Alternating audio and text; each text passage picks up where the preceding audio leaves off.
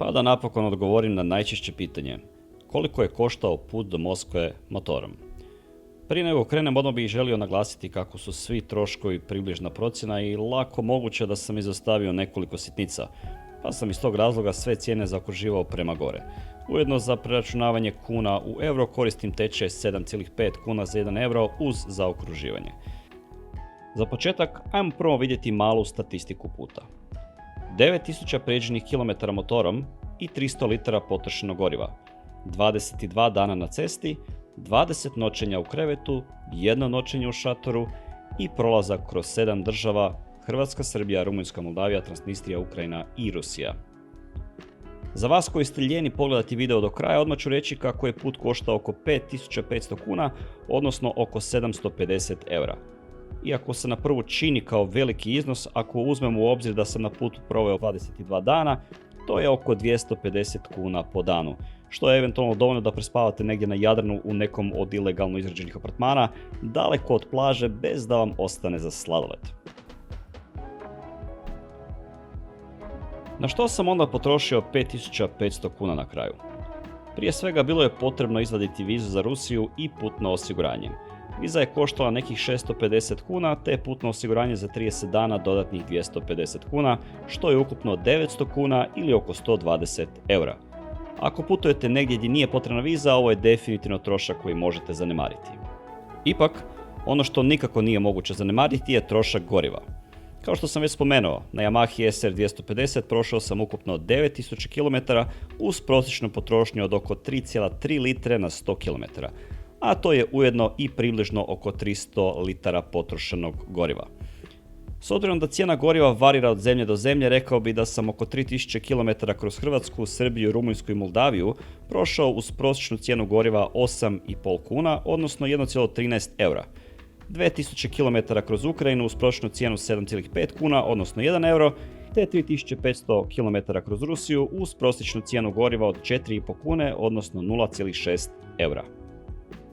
Sve to zajedno vodi do neke računice koja kaže da sam potrošio oko 2000 kuna ili oko 270 eura na gorivo, što je očigledno ujedno i najveći trošak putovanja i glavni razlog zašto sam na putovanje krenuo s motorom od 250 kubika, kao i glavni razlog zašto sam kupio CRF 250 Rally. Uz veći motor uvijek ide i veća potrošnja, a time i veći pritisak na budžet dalekih putovanja. Drugi najveći trošak je naravno smještaj koji uvijek možemo umanjiti kampiranjem. U tih 22 dana, odnosno 21 noćenje, trošak smještaja bio je iznimno nizak iz dva glavna razloga.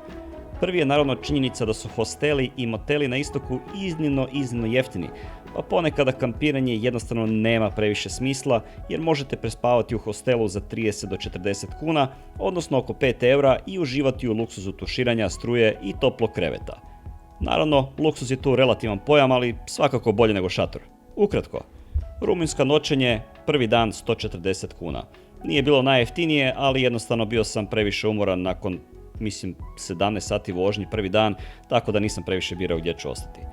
Moldavija jedan dan besplatno kod prijatelja, Ukrajina Podilsk noćenje 100 kuna, Ukrajina Kijev noćenje 80 kuna, s time da sam još dodatno 2 dana bio u gostima. Ukrajina Kremenčuk noćenje 100 kuna, Ukrajina Dnipropetrovsk noćenje 35 kuna 2 dana, Rusija Kursk noćenje Airbnb 100 kuna, Rusija Moskva noćenje Airbnb 70 kuna soba, bio sam 4 dana u toj sobi plus 2 dana u gostima, i na povratku Rusija Kursk noćenje 70 kuna, Ukrajina Dnipropetrovsk noćenje 35 kuna, Ukrajina Odesa noćenje 40 kuna, Rumunjska noćenje 70 kuna i na kraju Mađarska spavanje u šatoru jer eto ulovio me san negdje daleko od bilo kakve civilizacije i jednostavno više nisam htio razmišljati gdje ću ostati spavati.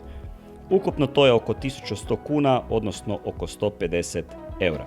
Na hranu sam potrošio oko 1000 kuna, odnosno oko 140 eura, jer je hrana na istoku isto tako iznimno jeftina, a uglavnom sam se hranio tako da sam kupovao hranu direktno u dućanu ili u nekom fast food restoranu.